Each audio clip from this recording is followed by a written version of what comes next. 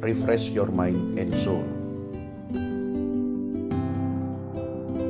Shalom Bapak Ibu yang dikasihi Tuhan, kita jumpa lagi di dalam renungan Refresh Your Mind and Soul. Sebelum kita membaca firman Tuhan, mari kita berdoa. Kami bersyukur kepada Bapa yang baik di dalam kehidupan kami. Juga kesempatan Tuhan beri bagi kami untuk kembali merenungkan firman-Mu. Roh Kudus tolong kami memahami, tolong kami dapat melakukannya dalam kehidupan kami. Di dalam nama Yesus kami berdoa. Amin. Bapak Ibu yang dikasihi Tuhan, firman Tuhan pada hari ini bertemakan hukum yang tertinggi. Mari kita membaca di dalam Injil Matius 15 ayat yang pertama sampai yang ketiga. Demikian firman Tuhan. Kemudian datanglah beberapa orang Farisi dan ahli Taurat dari Yerusalem kepada Yesus dan berkata, "Mengapa murid-muridmu melanggar adat istiadat nenek moyang kita? Mereka tidak membasuh tangan sebelum makan." Tetapi jawab Yesus kepada mereka, "Mengapa kamu pun melanggar perintah Allah demi adat istiadat nenek moyangmu?" Bapak Ibu yang dikasihi Tuhan, ini merupakan sebuah dialog antara Yesus dengan orang-orang Farisi dan ahli-ahli Taurat. Sebagaimana kita tahu bahwa orang-orang Farisi dan ahli-ahli Taurat ini mencari cara bagaimana mereka menangkap Yesus. Seringkali mereka mencoba untuk menjebak Yesus agar Yesus terlihat kesalahannya di depan umum dan kemudian ada alasan bagi mereka untuk menangkap Yesus. Seperti apa yang saat ini kita baca, ini merupakan dialog yang dilontarkan oleh orang-orang Farisi dan ahli-ahli Taurat kepada Yesus untuk menjebak dia.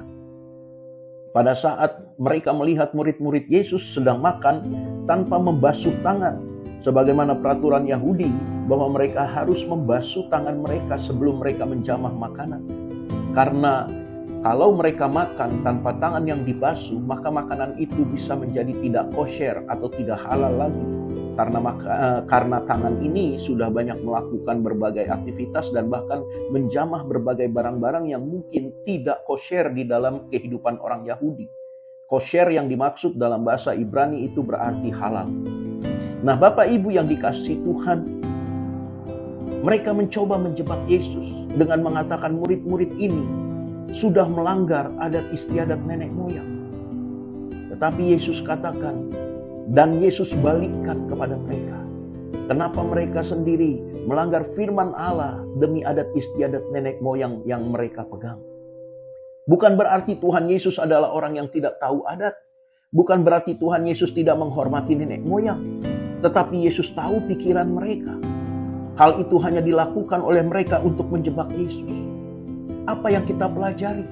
Mari Bapak Ibu, ada hukum yang tertinggi di dalam hidup kita sebagai orang percaya, yaitu hukum Tuhan, firman Allah. Dan kerap kali kita sebagai orang yang percaya menjadikan firman Allah yang kesekian di dalam kehidupan kita. Kita seringkali juga berlaku seperti orang-orang Farisi dan ahli Taurat ini, menempatkan sesuatu yang lain lebih tinggi dari kebenaran firman Tuhan. Bahkan kadangkala kita dengan rela hati, dengan kesadaran tinggi melanggar firman Allah untuk sesuatu yang menyenangkan hati kita, padahal kita tahu itu merupakan hal yang tidak benar. Bapak Ibu, mari kita belajar jalani hari-hari kita dengan menjadikan firman Tuhan sebagai hukum yang tertinggi dalam hidup kita. Memang tidak mudah, tetapi saya yakin dan percaya pada saat kita memiliki kerinduan dan keinginan untuk menempatkan firman Tuhan di atas segalanya, Tuhan pasti berikan kekuatan bagi kita lewat Roh Kudus-Nya. Mari, saat kita akan menjalani hari-hari kita, senantiasa dilandasi oleh firman Tuhan. Mari kita mencoba menjalani hari-hari kita ini sedemikian rupa untuk menggenapi setiap kebenaran firman yang kita terima, yang kita dengar di dalam hari-hari kita pada setiap kali kita beribadah, untuk kita terapkan sehingga firman itu tergenapi dalam hidup kita dan Tuhan dipermuliakan. Bapak Ibu yang dikasihi Tuhan, ingat selalu hal ini.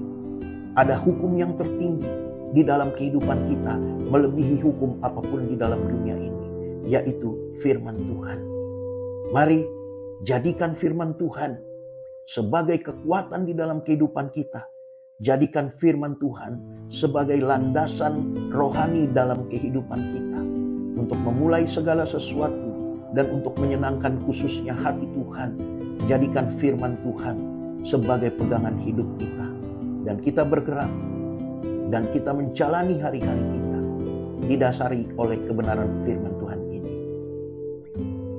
Tetap bersukacita. Tuhan Yesus memberkati. Mari kita berdoa. Kami bersyukur kepadamu ya Bapa atas kebenaran firman ini. Tuhan Yesus, tolong kami melakukannya. Dalam nama Yesus kami berdoa. Amin.